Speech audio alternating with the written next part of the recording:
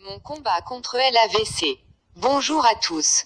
Je ne le souhaite pas, mais on ne sait jamais. Un AVC pourrait subvenir à tout moment dans votre entourage. Lisez ceci pour y remédier. La méthode du pauvre pour soigner un AVC quelle que soit sa forme. Voici comment nous soigner d'un AVC rebelle sans attendre les 3 ou 6 heures fatidiques durant lesquelles sans soin on est bon pour la tombe. Lisez et retenez puis partagez. Comment faire pour sauver une personne de l'AVC en utilisant seulement une aiguille? La méthode non conventionnelle de sauver des vies humaines au cours d'un accident vasculaire cérébral est une méthode d'un professeur chinois qui dit que vous devez toujours garder une aiguille dans votre maison. Partagez cet avis, de sorte que vous aidiez quelqu'un à le faire survivre.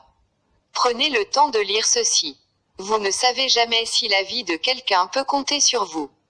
Quand quelqu'un subit un accident vasculaire cérébral, les capillaires du cerveau s'étirent progressivement. Vous avez besoin d'un repos et une ambulance. Ces conseils vous aideront à sauver la vie de quelqu'un. Reste calme.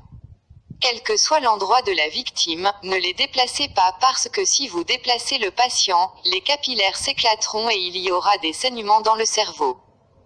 Il serait mieux si vous avez une aiguille de seringue à la maison, mais une simple aiguille de couture peut servir aussi.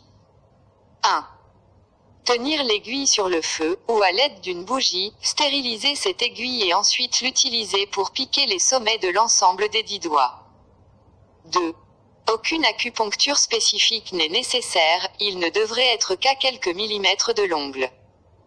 3. Effectuer de sorte que le sang puisse couler. 4. Si le sang ne s'écoule pas goutte à goutte, serrez et commencez à presser le doigt. 5.